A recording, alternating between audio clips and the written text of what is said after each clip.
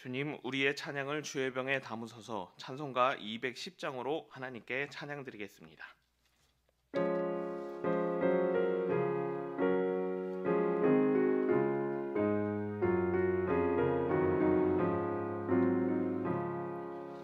시온 성과 같은 교회, 그의 영광 한없다. 허락하신 말씀대로 주가 친히 세웠다.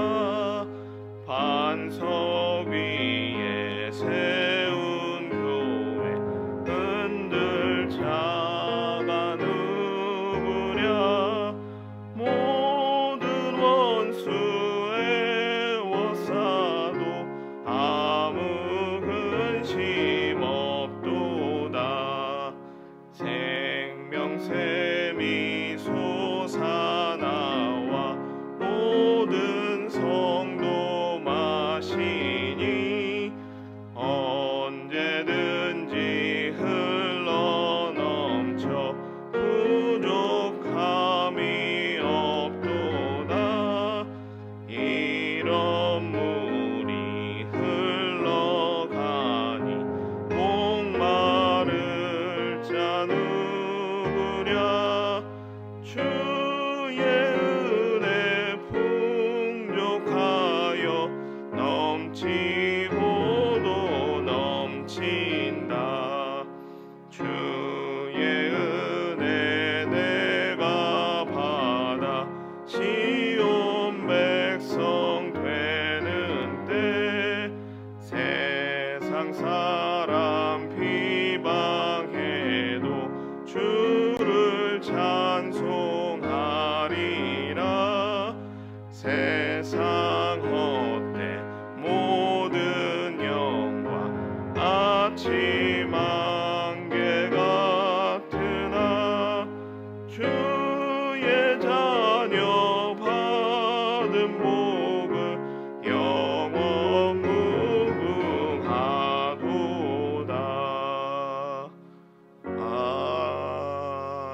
아멘. 주님, 우리의 기도를 주의 병에 담으소서. 기도문으로 함께 기도드리겠습니다. 교회를 사랑하시는 하나님 아버지, 세상의 많은 장소 가운데 은평교회를 섬기는 성도가 되게 하심을 진심으로 감사드립니다. 이 새벽 이곳을 하나님의 처소가 되도록 기도할 때 그 기도에 응답하시사 이곳이 하나님의 임재 현장이 되게 하옵소서. 이곳에 모인 자들의 무거운 짐을 맡아주시고 생명을 공급하여 주셔서 응답받고 치유되고 회복되는 은총을 입게 하옵소서. 이곳을 항상 사모하게 하시고 이곳에서 하나님을 예배하는 일에 아름다움을 얻게 하셔서 부르시는 날까지 교회에서 하나님을 예배하게 하옵소서. 하나님께서 거룩하게 구별하신 교회가 교회될 수 있도록 마음을 쓰고 돌보는 믿음이 되게 하옵소서. 성전 곳곳에서 우리의 눈과 손과 마음이 당기게 하옵소서. 교회를 위해 수고하는 많은 손길들에게 복을 허락하여 주시고 그 섬김이 하나님의 기쁨과 자랑이 되게 하옵소서. 주일 예배를 통해 하나님을 예배하게 하심도 감사드립니다. 오늘 하루만큼은 온전히 하나님께 집중하게 하시고 마음의 평안을 허락하여 주셔서 하나님의 영광을 선포하게 하옵소서. 예배를 인도하는 주의 종들에게 거룩한 사명을 새롭게 하여 주시고 성령의 권능을 허락하여 주셔서 영과 진리로 예배를 인도하게 하옵소서. 예배자로 섬기는 이들의 헌신이 하나님의 기쁨이 되게 하시고 예배자들의 섬김을 통해 하나님의 영광이 전파되게 하옵소서. 헌신하는 예배자들에게 복을 주시고 복받는 모습을 통해 자원하는 예배자들이 세워지게 하옵소서. 교회 학교 다음 세대들이 교회에서 예배하는 이 시간과 이 자리를 즐거워하게 하시고 믿음을 주셔서 세상의 유혹에 물들지 않게 하옵소서. 하나님께서 예배 중에 한 사람 한 사람을 만나 주시고 창조하신 뜻을 깨닫게 하셔서 교회 학교와 다음 세대들이 하나님이 찾으시는 예배자 되게 하옵소서. 선교사님들을 통해 오늘 선교지에 성령의 기름 부으심이 넘치게 하시고 자복하고 회개하는 심령들을 통해 그 땅에 복음이 풍성하게 하옵소서. 농촌교회와 개척교회에도 예배자들이 일어나게 하시고 섬김의 손길들이 많아져서 더욱더 부흥하게 하옵소서. 북한 땅에 변화의 바람을 불어주시고 기도한 성도들에게 응답을 주셔서 다시금 하나님을 부르는 자유의 땅이 되게 하옵소서. 나라와 민족을 위해 늘 기도하게 하시고 한국 교회와 지도자들이 다시금 거룩한 영성을 회복하게 하옵소서. 하나님을 사랑하는 자, 곧 그의 뜻대로 부르심을 입은 자들에게는 모든 것이 합력하여 선을 이루어 주실 줄 믿습니다. 하나님이여 우리에게 은혜를 베풀어 주시옵소서. 예수님의 이름으로 기도합니다. 아멘. 오늘 주시는 하나님의 말씀은 시편 48편 1절에서 2절까지 말씀입니다. 함께 읽겠습니다. 여호와는 위대하시니 우리 하나님의 성 거룩한 산에서 극진히 찬양 받으시리로다. 터가 높고 아름다워 온 세계가 즐거워하며 큰 왕의 성 곧 북방에 있는 시온산이 그러하도다. 아멘. 지난 시간 살펴보았던 시편 47편과 마찬가지로 시편 48편도 찬양시로 분류되는 시편입니다. 한 가지 차이가 있다면 화면으로 준비하였는데 시편 47편은 왕이신 하나님을 찬양하는 반면에 시편 48편은 왕이신 하나님이 거하시는 처소 성전을 찬양한다는 것입니다. 오늘 말씀에는 예루살렘 지명과 성전을 같은 의미로 계속해서 사용할 것입니다. 그래서 예루살렘이라는 말씀을 드릴 때 성전으로 이해하시면 좋을 것 같습니다. 예루살렘에 이스라엘의 유일한 성전이 있기 때문에 예루살렘과 성전이라는 말을 병행하여서 그렇게 사용하는 것입니다. 예루살렘을 찬양한다고 할 때 오해되는 것은 하나님을 찬양하지 않고 하나님이 거하시는 처소 혹은 장소나 지명을 찬양하는 하나님과 동격하는 것이 아니냐는 오해를 할 수 있다는 것입니다. 시편 48편의 저자가 예루살렘을 찬양하라 하는 것은 장소를 하나님과 동격으로 놓는 신격화하는 그런 의미가 아닙니다. 이곳이 하나님의 성전이 있는 곳이고 이곳에서 하나님을 찬양할 때 하나님이 예배 받아 주시기에 오늘날 표현으로 교회에서 하나님을 예배하라고 그렇게 권면하는 것입니다. 코로나 이후로 그리고 과학기술이 발달하면서 점점 현장에서 예배하는 것보다 삶의 자리에서 예배하는 그런 비중이 점점 많아지고 있습니다. 그리고 이제는 그것이 일상적인 것으로 당연한 것으로 그렇게 받아들여지고 있습니다. 그것을 시편 48편의 저자가 어떻게 알았는지 오늘 말씀을 통해서 예루살렘에서 하나님을 예배해야 한다라고 성전에서 교회에서 하나님을 예배해야 한다라고 그렇게 말씀하고 있습니다. 왜 우리는 삶의 자리가 아닌 예배 현장, 교회에서 하나님을 예배해야 하는 것일까요? 오늘 말씀을 통해서 이 부분에 대해서 다시금 믿음을 점검해 보셨으면 합니다. 먼저 오늘 말씀 1절에 말씀하고 있는데 1절 말씀 함께 읽겠습니다. 여호와는 위대하시니 우리 하나님의 성 거룩한 산에서 극진히 찬양 받으시리로다. 1절이 말씀하고 있는 교회에서 하나님을 예배해야 하는 이유는 어떤 것인가요? 하나님의 성 거룩하게 구별된 산에서 하나님이 찬양을 받으시기에 하나님의 성 거룩한 산에서 예배해야 한다라 그렇게 말씀합니다. 세상에 있는 수많은 명산에서 하나님을 찬양해야 하나님이 예배를 받으시고 세상에서 가장 높은 산에 올라가 하나님과 가까워질 때 그 산에서 하나님이 예배를 받으시는 것이 아니라 하나님께서 거룩하게 구별한 장소에서 예배할 때 하나님께서 찬양 받으시기에 하나님이 지정하신 교회에서 예배하라 그렇게 말씀하는 것입니다. 세상에는 여러 종류의 건물과 여러 종류의 기능을 하는 다양한 시설들이 있습니다. 그런 것들과 교회를 비교할 때 교회는 어떤 곳인가요? 학교를 예를 들면 학교는 학생을 가르치고 관공서는 행정의 업무를 담당하는 곳입니다. 물론 이런 곳에서 신의회를 조직하고 기독교 동아리를 조직해서 회의실이나 기타 장소에서 하나님을 예배하기도 합니다. 하지만 하나님이 단독으로 임재하는 하나님의 처소는 될 수 없는 것입니다. 우리 표현으로 바꿔서 말씀드리자면 말씀드린다면 학교나 관공서에서 예배한다라고 한 후에 그 자리를 그냥 놔두는 것이 아니라 다른 용도로, 본래의 용도로 사용해야 하기 때문입니다.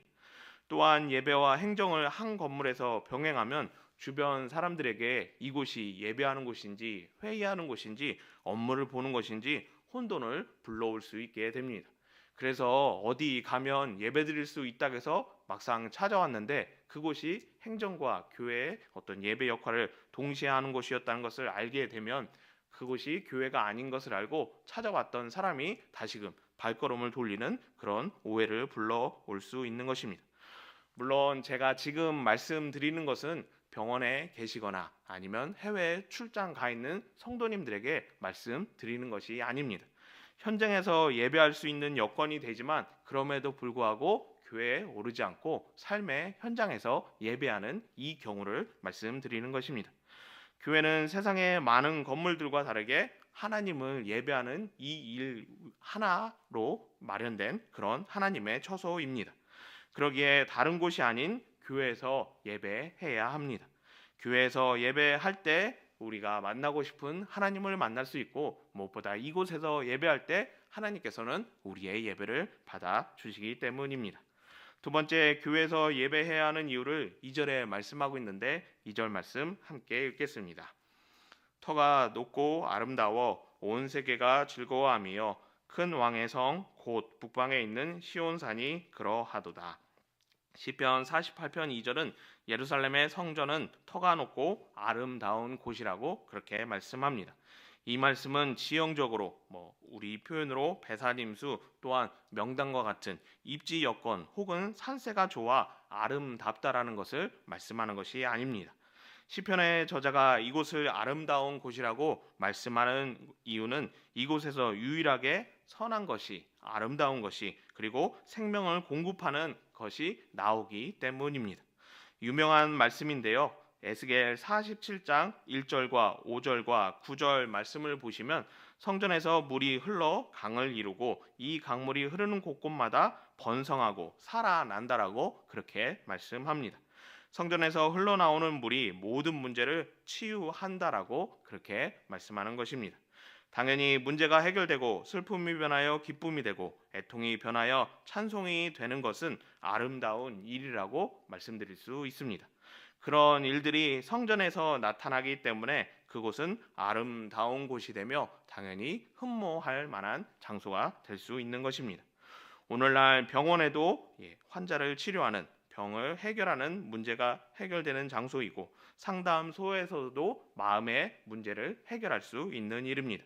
그런데 인생의 근본이며 근간인 영혼의 문제는 교회에서만 해결할 수 있는 일입니다. 하나님 앞에서 하나님을 대면하는 인생은 당연히 모든 문제에 응답을 얻을 수 있다는 것입니다. 그러기에 생명수가 흐르는 아름다운 일이 일어나는 교회 현장에서 하나님을 예배해야 합니다. 오늘날 교회에 왔는데도 치유도 없고 아무것도 없다고 말을 하기도 합니다. 그런데 돌아보면 과연 우리가 교회를 교회되도록 얼마나 마음을 썼는지 생각해 보아야 할 문제입니다. 저는 청년의 때에 섬기는 교회를 보면서 한 가지 안타까운 그런 마음을 가졌습니다. 지역에서 건물의 형태로 보면 아름다운 성전을 가진 그런 교회였습니다. 그런데 사람의 발이 닿지 않는 지하실이나 이런 창고 같은 곳을 가보면 더럽고 혼돈스럽고 또한 무엇인가가 잔뜩 쌓여져 있는 것을 발견하게 됩니다. 교회를 하나님의 집이라고 말하면서 청소하지 않고 그렇게 혼돈 상태로 놔두는 것은 무엇인가는 그런 의문을 가졌습니다. 우리가 단지 교회를 건물로 보기 때문에 이런 일이 있는 것은 아닐까요?